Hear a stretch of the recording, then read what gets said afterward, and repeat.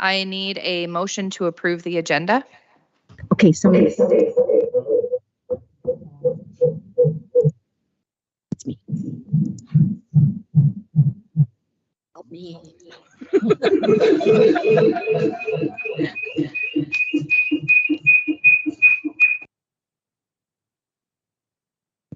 Perfect. Okay, we need a motion to approve the agenda. Councillor Andrews, seconded by Deputy Mayor Taylor.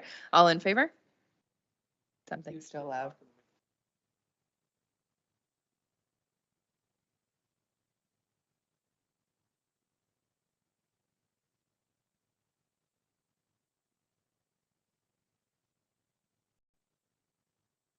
Okay, any disclosures of direct or indirect pecuniary interest? Seeing none, we need a motion to head into our closed meeting. Councillor Stevens and Councillor McIntosh, all in favor? Carried unanimously. We will head into closed.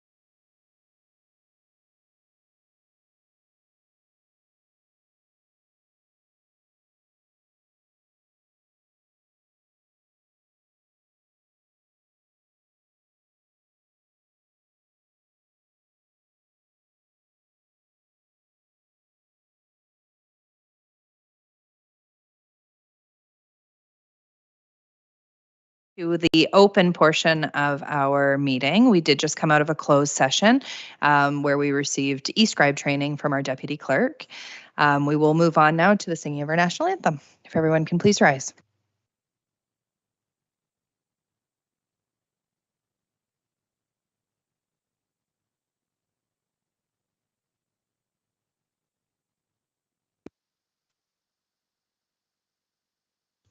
O Canada, our home and native land, true patriot love in all of us command. With glowing hearts we see thee rise, the true north strong and free. From far and wide, O Canada, we stand on guard for thee. God keep our land glorious and free.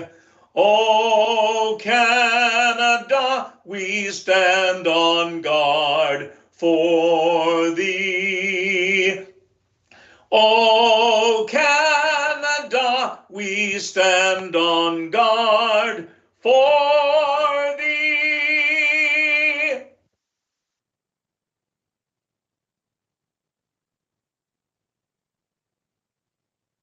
We would like to acknowledge the traditional territory of the Anishinaabe people, including the Ojibwe, Potawatomi, and Odawa of the Three Fires Confederacy.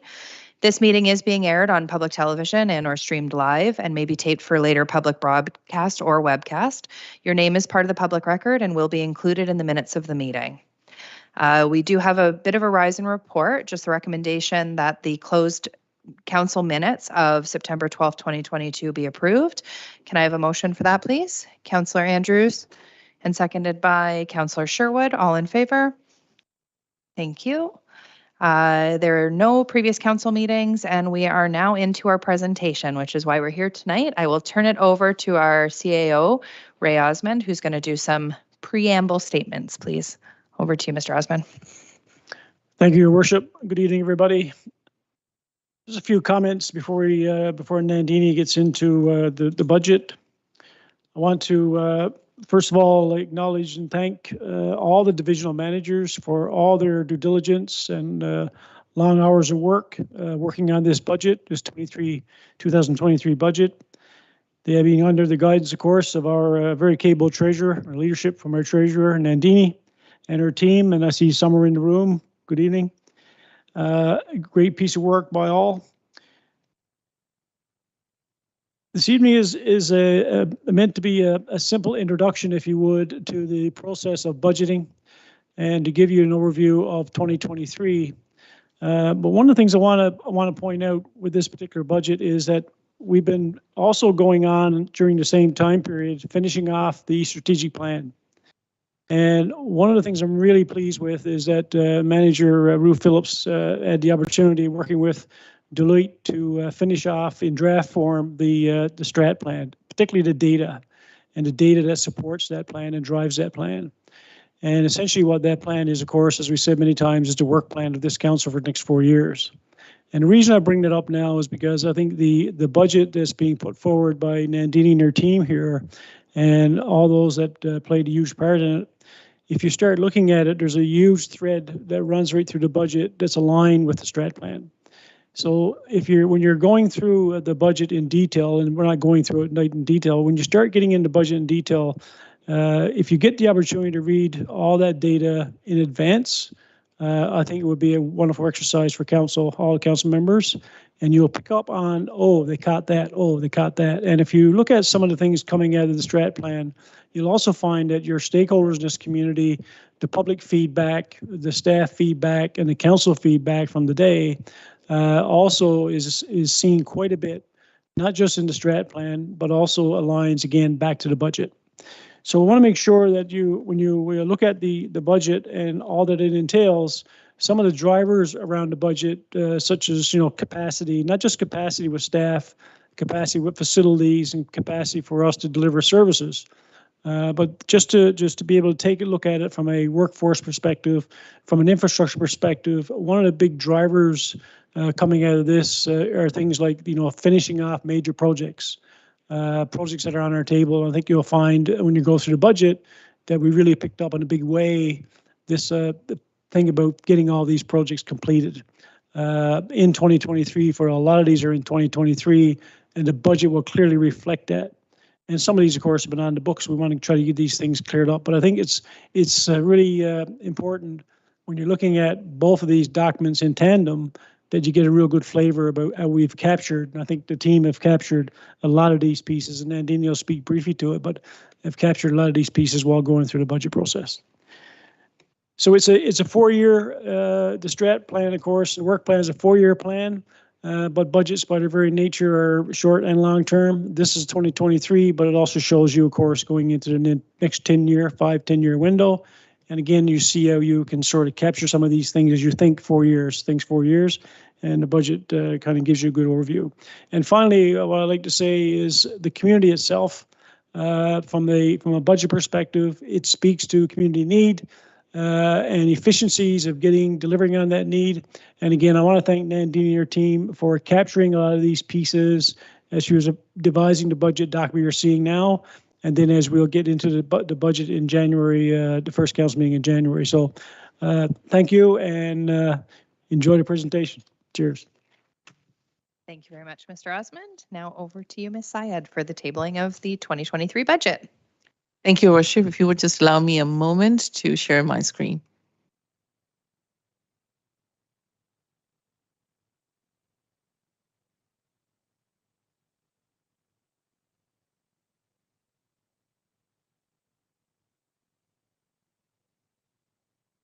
Your Worship, can you confirm if you can see it? Okay, thank you very much.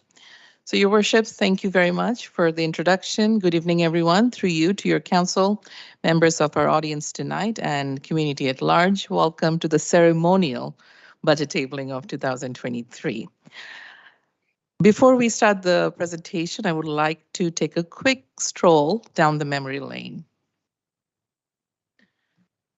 4 budgets ago, when I was asked about my vision about the town of Orangeville's budget, this is what I said, and I had this in an email, so I can actually quote myself in real time. I said to then GM and CEO that a budget needs to be financially sound and sustainable, effectively planned for short, medium, and long term, which our multi-year budget is, 5-year for operating and 10-year for capital. But more important to me and more crucial to me is the community's ability to understand what it means to and for them. Our 4th budget together tonight, it is safe to say we have achieved that vision. We have won multiple international awards, including 2 GFOA and most recently with 8 distinctions. To earn these recognitions, our budget document had to meet program criteria and excel as a policy document, financial plan, operations guide, and last but not least, a communication tool. So these are the winning criteria that form the basis of 2023 budget. And this is a quote, again, I'm quoting myself tonight, "We are what we repeatedly do, therefore excellence is not an act, but a habit." So after 4 years of delivering award-winning budget, this is now a habit for us. So our agenda is very simple tonight. We will be looking at the overall table of content of the document that you have in front of you. We will go straight into the 2023 levy ask. We will look at the levy distribution among different divisions and departments. We will look at key assumptions, key pressures, key achievements, presentation dates that Mr. Osmond has mentioned in January, because tonight is more ceremonial in nature. The actual presentation will happen in January. And then I'll wrap up my presentation tonight with some gratitude.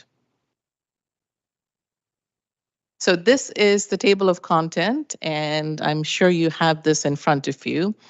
For most of you, you have gone through this process before. This is a a virtual budget, so to speak. The links that you have in front of you are live links for you to sort of navigate through the document easily. So there are 11 chapters. So the first chapter is about our community, what Orangeville has to offer, what we are about. The second chapter is about some key messages. Now, it is traditionally, we actually waited until the budget is approved for the mayor and the CAO to provide their messages. Currently, you have my message in there, and we also have a very high-level organizational profile. Chapter 3 is budget overview and financial health. There is a subchapter or a subsection where we talk about what is a municipal budget, where we talk about the process, the differences between operating and capital. So it's really a good primer. Then we look into our consolidated budget and the levy increase and so on. The next section within that chapter is service level impacts. That's the section where we capture all the new ask, may that be operational, FTE, full-time equivalent, or any other operational changes that we are adding to 2023. Following that, there's a short synopsis about assessment overview, how it works. And then finally, we wrap up that chapter with a capital budget overview. Chapter 4 through chapter 9 are essentially different division operating and capital. You will also see that some of these chapters will have GM messages, division head messages, and we have also included key performance indicators. Chapter 10 and 11 are usually debt overview and reserves overview. One of the reasons we put together these two overviews because these are good financial indicators of our financial health. So let's get right to the moment of truth. So the 2023 levy increase or levy ask is 3.1%, which is approximately 1.1 million. Now, when you see this against the backdrop of current inflation, Canadian inflation trending at 6.9%, which is the latest number from Bank of Canada as of October 31st, as your council can see, your worship, that we are actually less than half of what the current inflation is. And we will have more opportunity, and this council will have more opportunity to deliberate on the actual levy increase and where it's coming from on January 16th and 17th. The next slide, this chart tells you or shows you the levy distribution amongst different divisions. As you can see, some of the heavy divisions are essentially our essential services. Our police services, fire, public works. Our budget is extremely lean. Most of the areas where you can see that the bars are longer, essentially mandated or essential services that we provide. There are no frills as far as Town of Orangeville's budget is concerned. So moving on. So some of the key assumptions. The proposed levy rate of 3.1% is achieved based on the following assumptions. So the first assumption considers a portion of the ORDC loan repayment to the town, which has largely mitigated any inflationary impacts that we're currently experiencing. So as of December 31st, 2021, ORDC owes the town close to 9.2 million. And the 2023 budget incorporates approximately 3.2 million of that loan repayment. The second assumption is the OPP billing. As this council would remember that back in 2019, we were given some projection as to what the OPP cost, or policing cost rather, would look like as of 2024. 2023 is the last year of the transitional billing. As of 2024, we will be heading into the standardized OPP billing. So what I have done is I've taken a $2 million reduction as of 2024, so we could see anywhere north or south of that, depending on some of the other variable factors, such as the inflation itself. The third assumptions we have made is some of our predictive grants like gas tax and OCIF. Now, these funding envelopes are fairly stable, but given the economic conditions and climate that we're in, there could be some changes. But that said, we have made assumption for our 10-year capital plan that these two predictive funding grants will continue for the foreseeable future. Let's move on to some of our key pressures. Well, the first one I've already mentioned, the global inflation is trending at 6.9%. Supply chain disruption, labor shortage is no new news to you. Capacity building. Mr. Osman has already touched upon this. Our budget this year is an ambitious one, and it factors in some of the capacity building that is required to deliver some of the strategic planning that this council is doing.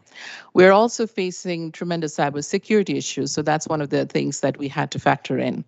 Asset management and capital investment. Last year, council actually, it was this year, Council approved the 2022 asset management plan.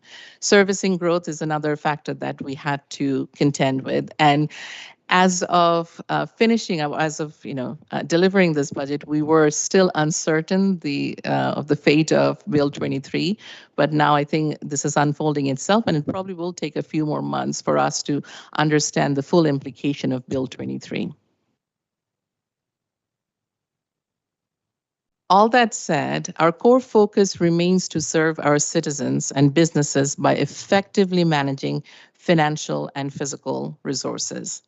Budget 2023 therefore seek to balance the objective of limiting the tax levy impact while maintaining desirable service levels and capital infrastructure commitments. So we are making sure that we are maintaining essential service level.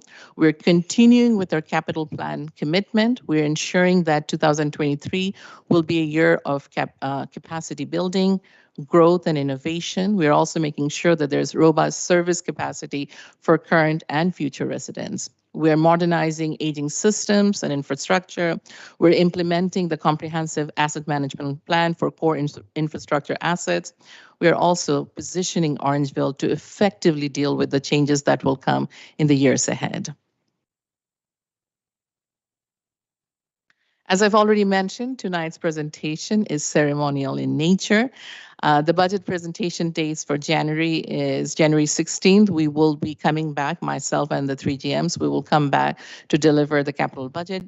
The following day, we'll come back and deliver the operating, or rather present the operating budget, and then I will make my recommendation for the consolidated budget.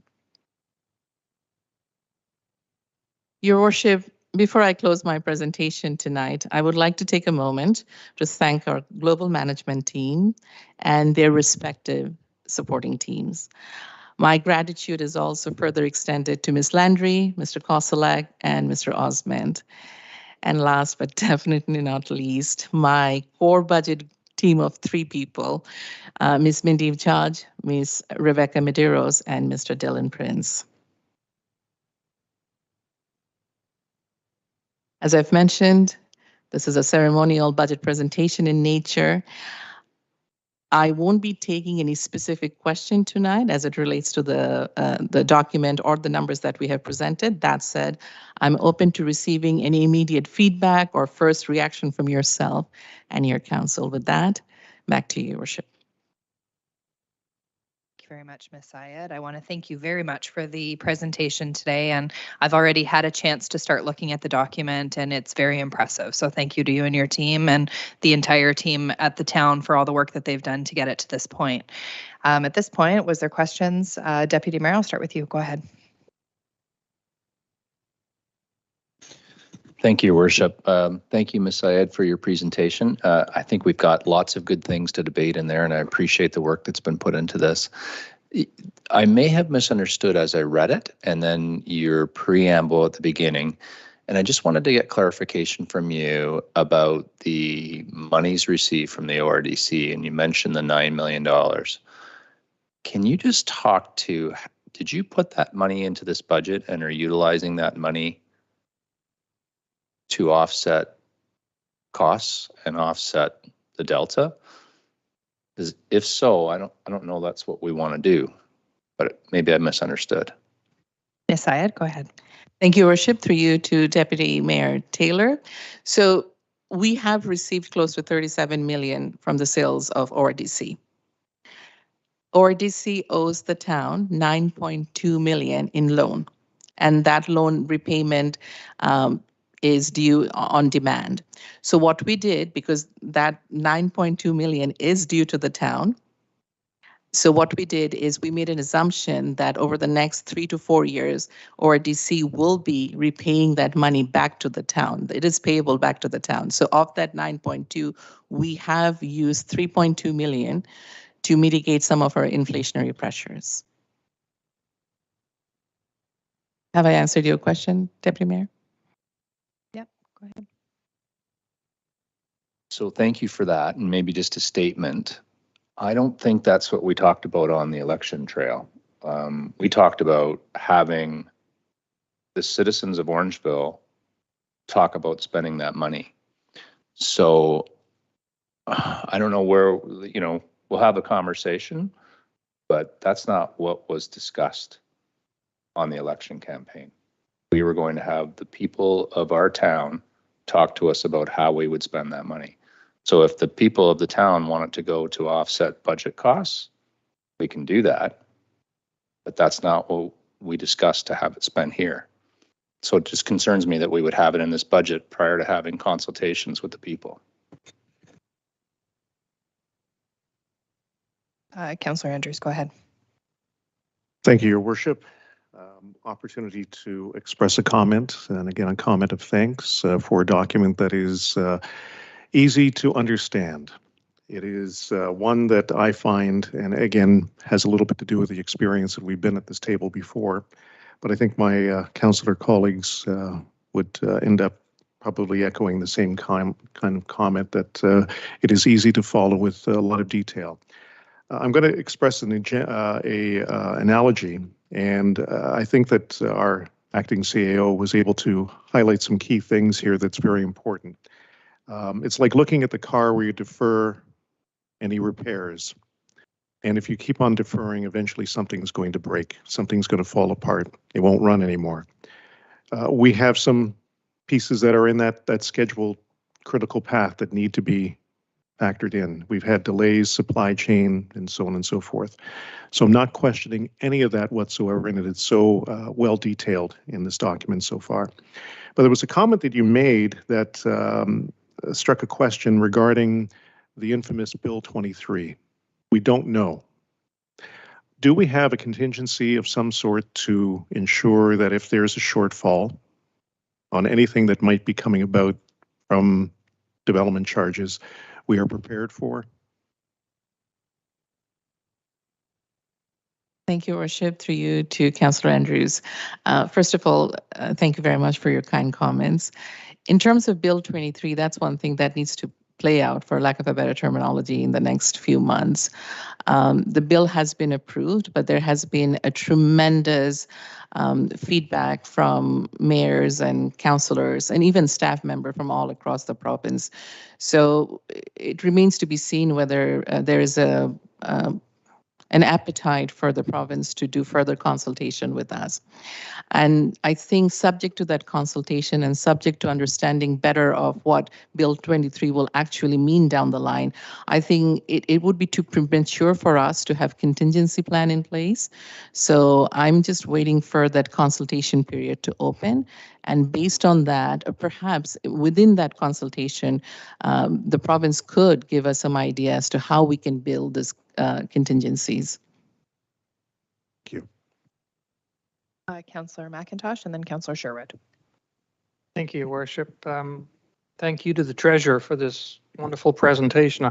I do find it quite amazing that the cost of living is 6.9 and yet our budget is 3.1. So that's good. I just to follow up on Deputy Mayor Taylor's question, that money that you're talking about, the 9 million, I believe, that's not from the sale of the railway. That's just money that's owed to us. Syed. Thank you, Worship. Through you to Councillor McIntosh. So the sale of the railway is 37 million. So let's decouple these two things. That's the sale, right? For the last 8 years, to keep ORDC afloat for its operational expenses, the town has advanced money. And that accumulation of that loan is 9.2 million. So what I'm saying is with 2023 budget, we have made the assumption, which is a valid assumption because it's an interest-free loan payable on demand from ORDC to the town. So now that ORDC has come into money, for lack of a better terminology, it is fair to assume that ORDC, the entity, will pay the town back the 9.2. So as the town treasurer, we have made the assumptions that on a yearly basis, if we were to divvy up that loan repayment, that really helps us mitigate some of the sharp incline of the inflationary costs that we are facing. So again, let's decouple these two things. ORDC money sale, close to 37 million. ORDC owes town 9.2. The town treasurer reckoned that perhaps we can take that loan repayment and divvy it up over our 5-year operating budget that we're presenting. Thank you for that clarification. Just before it goes over to you, Councillor Sherwood, if I could turn it over to Mr. Osmond. He's got a comment as well. Thank you, Your Worship. Just a quick comment. I mean, some good valid points made when you really look at the specifics of it. I think we're going to get in that detail when we get into the budget. But when you look at the budget and look at all the infrastructure projects that we're catching up on and completing, the assumptions that's been made, first off, the engagement with the community, which I also heard, and which I've heard back from Councillor, the Mayor, and so on and so forth, this engagement with the public is paramount going forward. And the balance, of course, of the sale, if you would, of the ORDC to $28 million will be part of that big debate, if you would, or that consultation with the community. I think you really got to decouple it, because this town loaned the money, interest-free loan, to ORDC over the years, as Treasurer Nandini has spoken to, and now we can take it back in so much a year rather than in one lump sum. And what's got to happen in the discussion with the budget is, does this assumption work or this assumption work? If it does, we can go down this path. If it doesn't, we can't go down that path. And you need to really just kind of hold the thought, because it's a great thought, but you need to look at it when you see all these capital projects that we're trying to get done. And when you look at the capital projects from its old totality in terms of the inflation numbers that are pushing it, the supply chain issues, and all those numbers have gone up, which you've all experienced, particularly the council was there before, not the two other new ones, but you've experienced in this past year in particular, where we've seen huge jumps in our tenders that were created by inflation and created by these supply chains, both on the labor side and on the material side.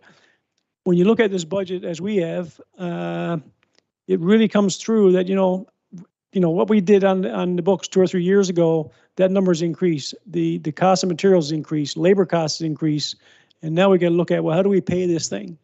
And there's a couple of ways of doing it. And what the approach we've taken, and Treasurer Nandini has spoken to, is we've had to make certain assumptions that we could do that. Now, these assumptions are for you to debate. That's what the process is for. We get into the budget, we got to break it down. When you really get into the budget, you probably have gone further in now that I know you've probably gone further in, but when you really look at the budget in totality and what's going on in the environment, how do we get down to a 3.1 from a 6.9 inflation? You got to look at all the moving parts, and you're going to hit a lot of these big projects in 2023. And I think that's really, really important, because if you don't do it in 23, we're going to be back where Councillor Andrews spoke about earlier. You're going to be trying to play that catch-up game again. I think 23 is a big year to catch up on a lot of this stuff, and that's where you really, it's coming home, if you would, to get these things answered and move forward. We're just giving you one way you can actually do that. And I think that's going to be the debate, and one thing to get your head around. And the other thing we didn't mention is, and what happens in the process, and Treasurer Nandini didn't speak to it, but one of the things that happens in the process, as you all know, is that, our doors are open.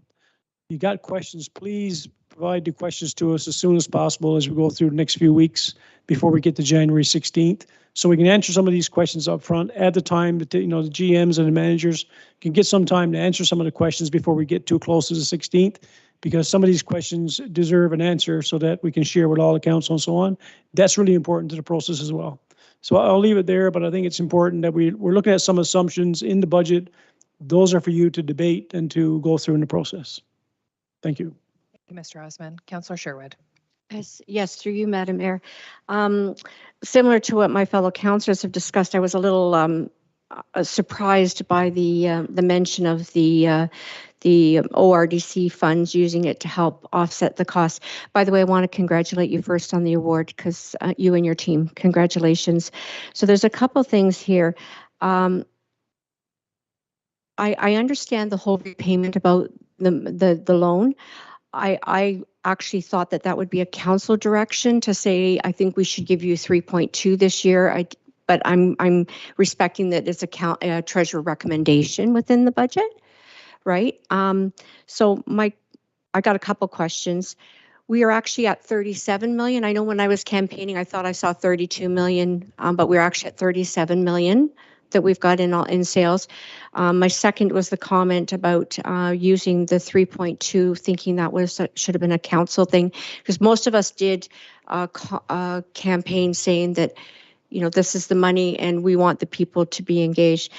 Should I keep asking, or should I take one question at a time? Can you pause there and we'll let Ms. Syed answer this piece, and then we can go to your next ones. Okay. Thank you, Worship. Actually, that helps if we break it up. So further to what Mr. Osmond said, when you are trying to balance a budget of this size and caliber in a year where we are facing historical inflation, and that's why I'm calling it an assumption, because clearly this wasn't a council direction. And it's not even my recommendation. It's not a recommendation per se. I mean, today is just a ceremonial tabling. It is an assumption, and that's exactly what it is an assumption to balance the budget. And council will have further opportunity between now and January 16 to bring any comments. And the whole idea is for you to go through the document first, see if some of the questions that you already have, whether they have been answered throughout the document. So when we come back on January 16 and 17, that's when we actually get into the meat of it, so to speak. These are assumptions to begin with, and I know this is the ORDC assumption is getting a lot of airplay today. There are two other assumptions I also made. I made the assumption that OPP's costing will go down by 2 million as projected by our consultant from 2019. That could look different as well, right? We don't know that yet. I'm also assuming that predictive grants like gas tax and OCIF, I just don't mention only two, but those predictive grants will continue for the duration of my budget, forecast. Those things could change too, but budget in nature is projection. I have to make certain assumptions. We have to make certain assumptions. And council, you will have the opportunity to look at those assumptions and say, does this make sense? Yes, we did not give staff the direction to make those assumptions, but those are some of the tools we have in our toolbox. And through the process that we will go through in January, we can refine it. We can have further conversation on it. I understand ORDC is a topic that everybody would like to have their, opinions and 2 cents on. But there are 2 other assumptions I've also made to balance this budget. Yes, thank you, Mayor. So, okay, I'm just going to stick to the another 2.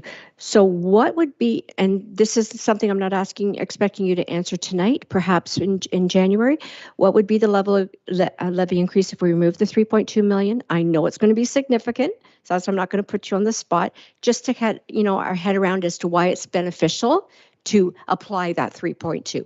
This is just kind of a way to sell it. And also, what page in your budget does it mention about $37 million? Because I thought it was 32, but I'm glad to hear it's 37. And using 3.2 loan repayment, is that a dialogue contained within your document? Ms. Syed.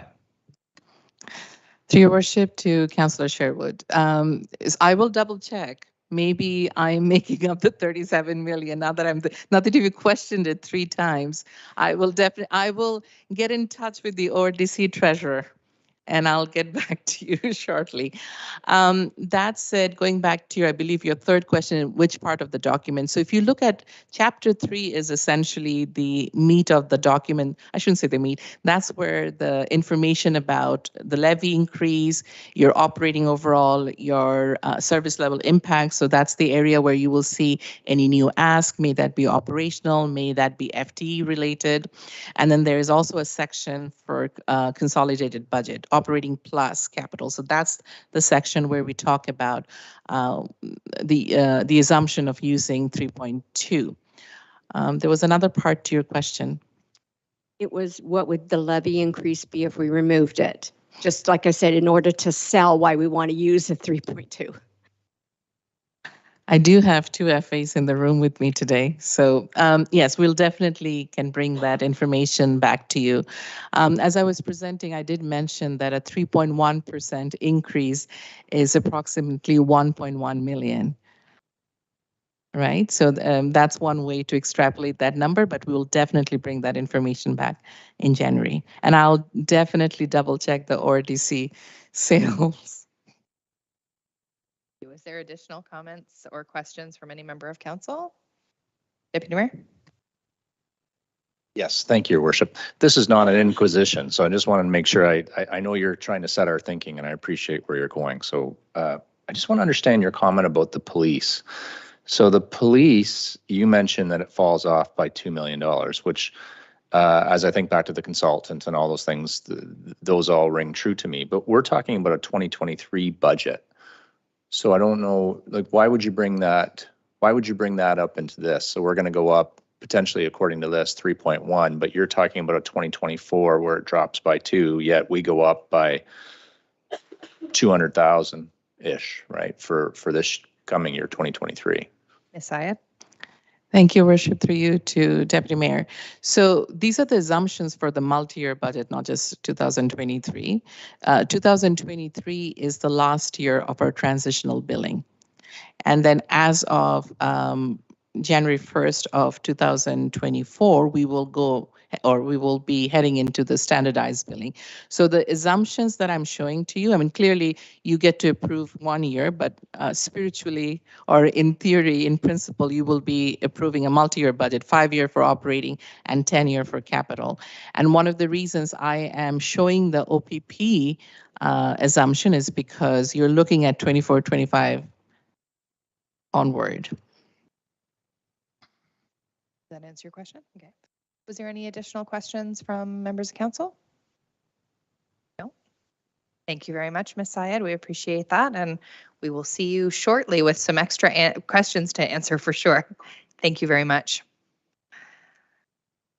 Okay, so we have, Madam Clerk, do we need a motion to receive the presentation or budget? We do not, Your Worship. Perfect. We have no items of correspondence or committee board minutes. No notice of motion prior to meeting. Was there any notice of motion at meeting? Seeing none. Any items of new business for any members of council? Oh. Yep. Council, Deputy Mayor Taylor? Because this isn't a regular meeting, just want to make sure we're all understanding. So there is a notice of motion, but they'll be coming. Thank you. Yes. Perfect. Any other items of new business? And question period. Any member of the public wishing to ask a question? No? Mona, was there anybody on the line? Okay, wonderful. So we will move into bylaws. There is a recommendation that the bylaws below be read 3 times and finally passed. It's the bylaw to confirm the proceedings of the Council of the Corporation of the Town of Orangeville at its closed and council budget meeting held today, December 5th, 2022. Can I have a motion? Councillor Stevens, Councillor McIntosh, all in favor? Carried unanimously. And a motion to adjourn. Councillor Andrews and Deputy Mayor Taylor, all in favor? Thank you very much, everyone. Have a lovely evening. We will see you next Monday at 7 p.m.